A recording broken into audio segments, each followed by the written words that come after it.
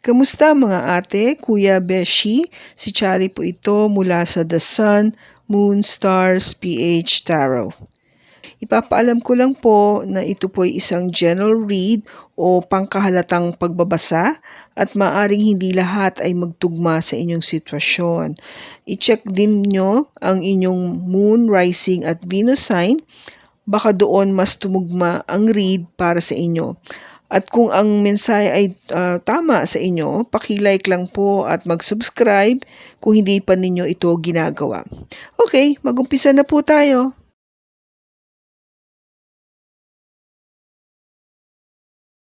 Hello po mga ate, kuya, beshies. Kamusta na po kayo? Andito ulit ako si Chari para gumawa ng another reading, and this is for the sign of Cancer, Sun, Moon, Rising, and Venus. And of course, welcome po yung mga cross-watchers ni Cancer at yung mga bago po nating mga viewers.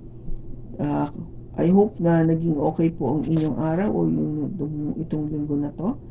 So, chill lang tayo.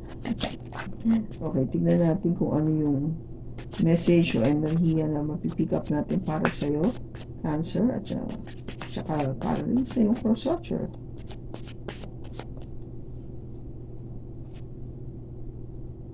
My fantasy. You are my fantasy. I have pictures and videos saved of you and use them for inspiration. I want you. Okay. So, ikaw yung kanyang pantasya. Okay? So, kung ba parang ina-idol niya ikaw. No?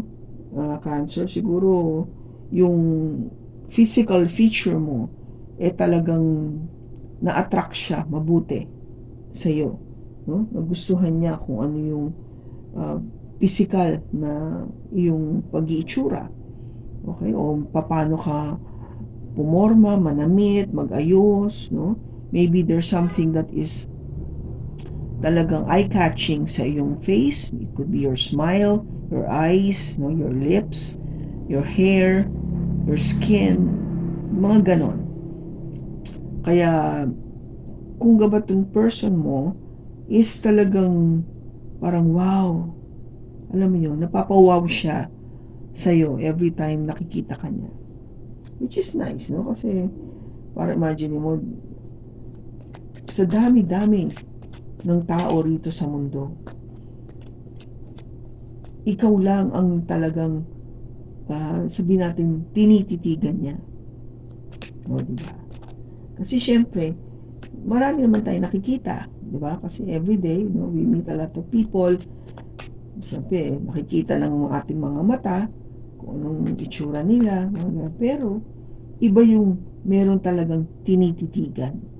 Yung tipong siya lang yung gusto mong makita madalas o pwede nga palagi. Di ba?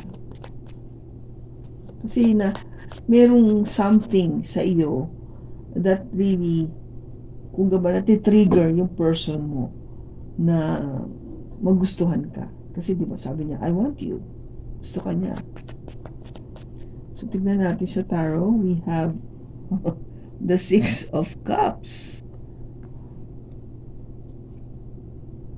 The Eight of Pentacles. The Moon. The Page of Wands. And the Hierophant. Bottom niya, Cancer, is the Knight of Wands. Okay. Yung nakaraan, which is talagang nakaraan, no? Itong Six of Cups is really the past. Yung nakaraan mo. It could be somebody na nung bata-bata ka pa o nung maliit ka pa, nakilala mo to. Or it could be also interpreted as somebody from your past lifetime. Yung dati mong naging buhay noon. Okay? If you believe in past life, sabihin, bumalik ka dito sa mundo na to kasi merong unfinished business with you and this person. Okay? Now, itong Six of Cups is all about uh, meeting back, no? Yung pagbabalik ng person from the past. Okay? So, eto yun, yung maybe dumating ka o nagkaroon ka ng pagkakataon na isipin o maisip siya o bigla na lang kayong nagkita muli, no? Depende sa destiny or sa sitwasyon nyo. Bigla ka nakatanggap ng message, a phone call, an email, whatever to parang na kinokontak ka nung dati mo. Dati mo dati mong naging boyfriend o girlfriend ng kabataan mo o naging kasama mo dati sa office na naging kayo, yung mga ganong sitwasyon. Okay? So this is your past. Now, the problem I think that you face kung bakit sabihin natin parang in a way nag-lead to a hindi naman totally problem but naging challenge, no? Is the Eight of Pentacles. Ang Eight of Pentacles po kasi, ang enerhiya nito is really you work. You work and you work and you work. Ito yung pagtatrabaho para mas marami kang matapos, mas marami kang ma-achieve, mas makapag-ipon ka, tumaas pa yung position mo, magkaroon ka ng promotion. In other words, career ito, yung career. Okay? Iniisip mo yung career or sabihin natin naging very business-minded ka, so nag-isip ka magtayo ng negosyo. Okay? Take it as it resonates. Ito yung naging challenge. So somehow, I think because of this, na nag-focus ka sa sarili mo for your own personal developments. Siyempre, isa lang naman ang katawan natin, isa lang ang isip natin. Hindi mo naman pwedeng kung gaba parang if you are really focused on building up yourself in terms of your career or your money, siyempre yung time mo, most of your time is andito, nakafocus dito. Which I think kung bakit parang nag-drift away yung person from the past. Okay? Maybe your person also has been very busy. Kasi lalo na kung bata pa lang kayo, nagkakilala na kayo, syempre lalaki kayo, di ba? Mag-aaral, mag-i-establish ang kanya-kanyang career path. Syempre, hindi naman basta pagka-graduate mo, ka na. Kung gaba parang akala mo okay na sige mag-relationship na lang. Hindi, syempre, di ba, as much as possible, you wanted to start earning money. No? So, ito na yun. I think it was really part of the challenge nung pagkakaroon ng relationship. Now, yung action taken kasi dito, which is the moon and energy coming from a Pisces, Cancer, di ba, maintindihan mo to kasi, yung, ang tawag dito, this is the planet that you hold on. Kung gaba yung tipong, ito yung planet mo, moon, no? Alam naman natin na ang moon, doon nagbibigay din siya ng liwanag sa gabi, pero hindi siya yung kasing liwanag ng araw, no? Ang buwan ay hindi kasing liwanag ng araw. Yung ibinibigay niyang liwanag, okay? So, there have been probably times na medyo nagiging malabo na yung takbo ng relationship. Sabi ko nga kasi, di ba, dahil kasi kung nakafocus ka masyado sa business, naging busy ka na dito, nakikita mo na parang nagiging malabo na yung relationship. Para bang medyo hindi na yung kasing dati na nung nag-uumpisa kayo o katulad nung bata-bata kayo na alam mo yon kasi nga umpisa pa lang kung gaba mas may time kayo with each other. But now, things are different because you have grown, no? Lumaki na kayo, nag-mature na kayo. Nagkaroon na ng ibang priority ang pag-iisip mo. Apart from the relationship, syempre, naisip mo rin yung career, no? Kaya, I think this is, the energy that is trying to give is, nagiging malabo yung pangyayari na. You are not seeing things clearly. Now, of course, if there's still this love, no? Kasi we started now with a beautiful card, Cups. This is all about love and emotions. So, you will do your best, no? To, kahit papano, mag-send ng message o ipalabas, ipaalam ito. You could be like talking or sending email or messaging, no? Or calling, na talagang inaano mo na, hey, andun pa rin yung love ko sa'yo. I'm still very passionate towards you. Nga lang, busy lang talaga sa work. Alam mo yun?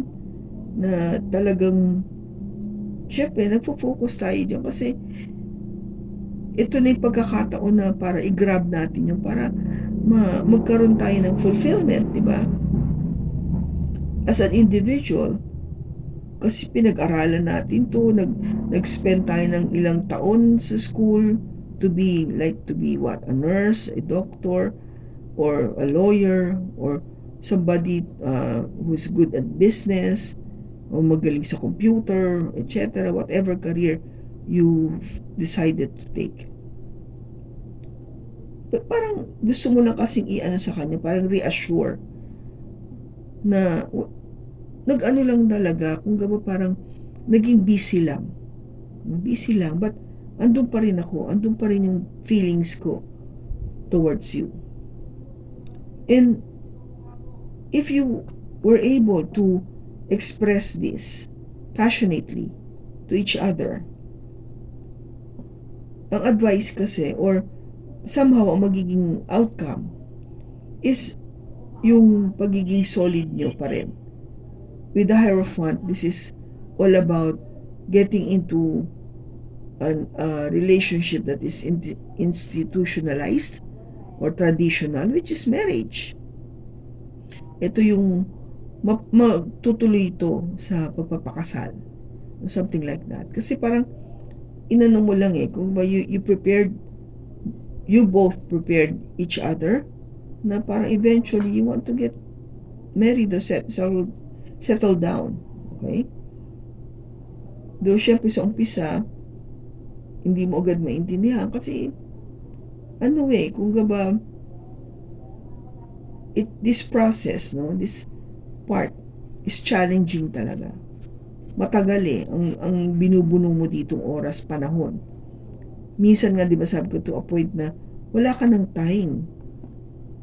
Wala ka ng time sa kanya. Kasi ang focus mo nga naman is sa sarili mo na. Hindi naman masama yun. But I guess you have to both let each other know that sa ngayon, ito yung priority ko natin. And then when we are already at the stage na okay tayo, but we still communicate. You know, yung andun pa rin tayo, pero don't expect na ganito tayo kadalas. Kung gaba, kung before na 3 times a week tayo nakikita, siguro ngayon once a week na lang, mga every weekend na lang, Saturday or Sunday or Friday, something like that. Kasi hindi porket nabawasan yung pagsasama nyo, pagkikita nyo, akala mo nabawasan na rin yung pagmamahal o yung passion. Hindi yon. It's just that things has changed, naging busy lang, with work and career. But eventually, the good thing is, ang outcome is marriage. No? It would lead to marriage, which is what you both like. No? Ito kasi, yung King of Wands dito, the card here,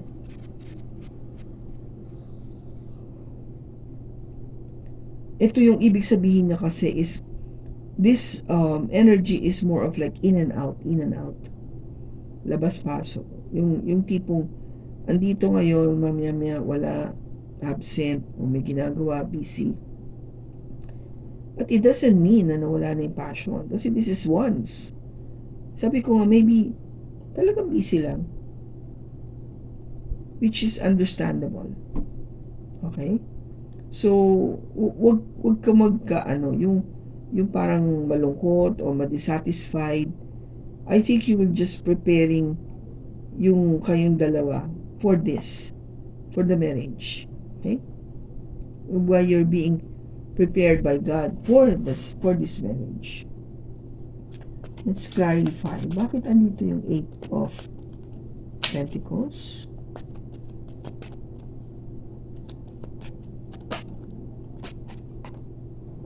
We have the 10 of Cups, the Knight of Cups, and the Knight of Swords. Now, you're working very hard. Your career mo lahat. Because you want happiness, no? Gusto mo ng total na kaligayahan with your person. Ganyan mo siya kamahal. That's how much you love your person. And you want things, of course, to happen. Mangyari, matupad. Kung pwede nga, sana mabilis mangyari. But, syempre, in reality, alam naman natin na hindi yan mangyayari agad. It takes time. Kasi ito, this energy takes time. Pero andun ka, no? Unti-unti, dinidevelop mo yung energy na yun. Now, ba't andito yung moon? Bakit andito yung moon? We have death, the Queen of Pentacles, and the Hangman. Okay. Di ba sabi ko kanina, yung moon is something na malabo, hindi mo makita, no? Things seems to be not clear. Pakiramdam mo nga parang may namamatay na yung tipong magkakaroon na ng ending. Pero hindi naman totoo yan.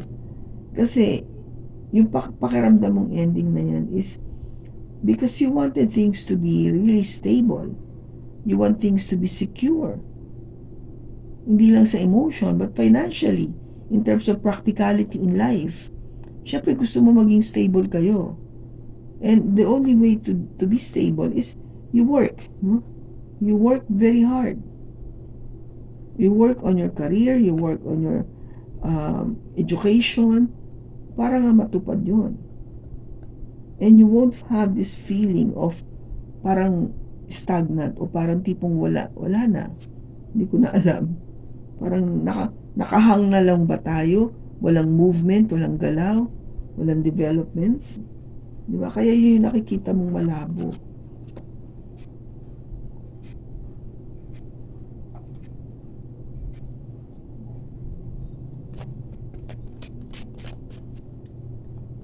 Ang tuloy ba talaga nito ay marriage? Eventually.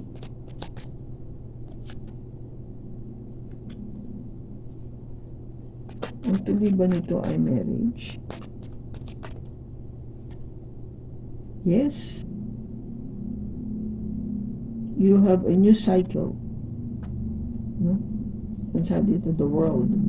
So, marriage would be something na mag-umpisa, no? Mag-uumpisa uli yung yung life cycle nyo once you get into marriage. Siyempre kasi panibagong endeavor na naman yun with your person na hindi na ikaw lang. Kaya it's a new beginning. Panibagong pag-umpisa, no? Let's see, kailan ito mangyayari? Para kay Cancer, tsaka sa person niya.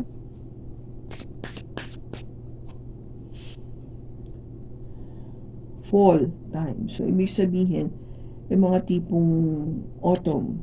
No, autumn to eh. Ang autumn kasi is, that would start sometime September. September, October, November, mga ganon. Fall time.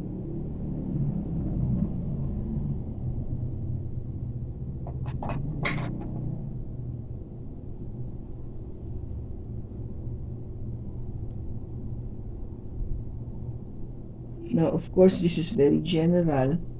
So, depende. It didn't say yung year, no? Kayo na yon. It depends on your situation. But, normally, yung pagsasabi niya ng time dito is during that season. So, kung parang aware ka lang na between September to November, na may possibility na ito na yon, na pag-usapan ng marriage o magplano, yung mga gano'n, o you receive a proposal, things like that. Okay? So, kung kanino mang itong Cancer na nakuha natin yung energy ngayon sa pagbasa na to, sana nakatulong ito ng malaki sa'yo. Maraming salamat sa pagsama mo sa akin sa pagbasa. Sa susunod po muli, ingat ka and God bless.